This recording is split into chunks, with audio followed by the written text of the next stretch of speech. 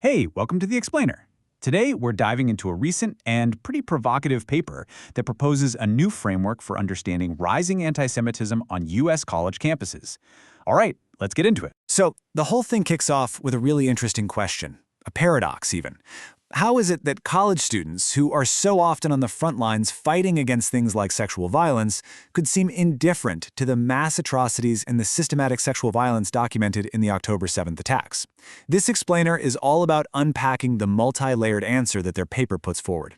Okay, so to start unpacking this, the paper introduces a pretty big idea, an ideological partnership it calls the RedGreen Alliance.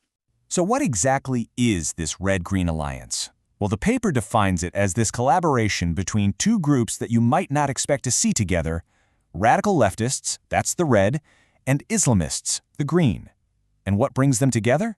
A common enemy, what they both see as Western capitalism, imperialism, and, of course, Israel.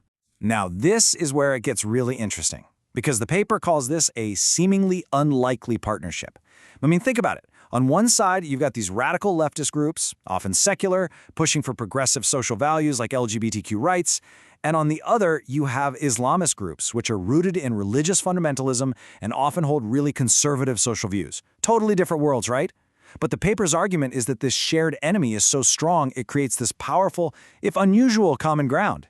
So how does this actually show up on a college campus? Well, according to the paper, it's all about framing. The conflict gets boiled down into a really simple binary. You're either the oppressor or the oppressed. And in that story, Israel is always cast as the colonial power. The paper also points to how the word Zionist gets used. The idea here, they argue, is that it separates bad Jews from good Jews, which the authors claim gives people a way to deny that what they're saying is anti-Semitic. Okay, so if that's the ideological engine, what's the fuel? The paper argues that two huge factors are accelerating all of this on campus. Let's call them the accelerants. One is digital, and the other is financial. Let's start with the financial piece. The research puts a pretty staggering number on the table: $4.7 billion. That's the amount of money they say came from Qatar into U.S. universities just between 2001 and 2021. And the paper alleges a lot of that money wasn't even reported like it was supposed to be. And the paper's argument is that this isn't just about philanthropy. It's a form of soft power, a way to influence the conversation on campus.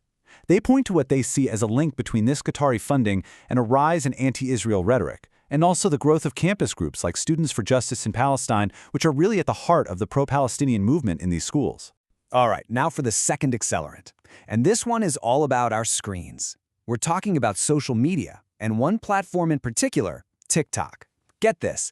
The paper cites a finding that in the U.S., videos with pro-Palestinian hashtags were getting viewed at a rate that just blew away pro-Israel hashtags. The ratio? A massive 54-1. And if you want to see the potential impact of that, just look at this chart. A survey cited in the paper looked at young Americans aged 18 to 29 who spend at least 30 minutes a day on these platforms. What they find? Well, TikTok users were way more likely to hold anti-Semitic or anti-Israel views, 17% of them. Compare that to just 6% for Instagram users and a tiny 2% for folks on X. But here's the really crucial part. The paper isn't just saying, oh, there's bad content on TikTok. No, their argument is way deeper. They're talking about the algorithm itself.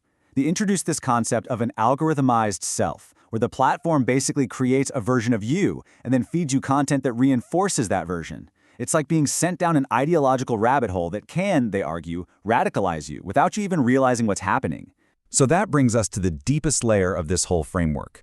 We've talked about the ideology, we've talked about the money and the media, but why are students, psychologically receptive to these ideas in the first place? What makes them vulnerable? To answer that, the authors bring in a concept straight from clinical psychology. It's a fascinating concept called malignant self-criticism. Now, this is not your healthy, everyday, I can do better kind of self-reflection. The paper actually calls it a personality virus. It's this destructive pattern where you set these ridiculously high standards for yourself. And then when you inevitably fall short, you just punish yourself for it harshly. And the authors argue this is especially powerful during those college years, when you're literally trying to figure out who you are. And you can see the difference right here. Positive self-criticism, that's when you learn, you grow, your inner voice is kind of like a coach. It builds grit. But this malignant kind, it's the total opposite. Any success you have gets dismissed. Your inner voice is just punitive, derogatory. It creates this downward spiral, a self-critical cascade of distress, where feeling bad actually reinforces the idea that you should feel bad. So here's the hypothesis the paper puts forward. This intense self-criticism creates what they call a vulnerability loop. You're an adolescent under all this pressure to form an identity, right? This malignant self-criticism kicks in and it creates these intense feelings of guilt of being inadequate. And then along comes an activist cause that paints the world in these very simple moral binaries: good guys versus bad guys, oppressors versus the oppressed. The paper argues that for someone drowning in self-doubt, this offers a lifeline. It's a way to channel all that guilt outward and get a powerful sense of moral validation, a kind of misguided self-redemption. Okay, so we've got the ideology, the RedGreen Alliance. We've got the accelerants, money and TikTok, and we've got the psychological vulnerability. How does it all fit together? Well, the researchers synthesize everything into what they call a 4-stage radicalization pipeline. And this pipeline maps out a whole progression. Stage 1, maturation, actually starts before college, with exposure to these oppressor-oppressed narratives on social media. Then comes Stage 2, fusion, once they get to campus. They join groups like SJP, they conform, they chant slogans. Stage 3 is where it gets more serious, blurring of ethical boundaries. This is consciously doing harm, boycotts, shaming, even blocking Jewish students from spaces.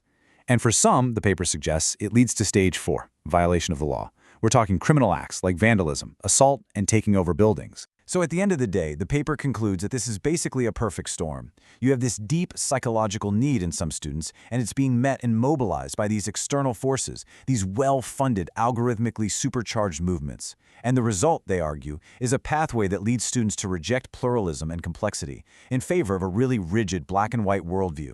Look, the framework these researchers present is just that. It's one framework. It's a starting point for what is obviously a very difficult, very important conversation. And it really leaves us all with a pretty big question.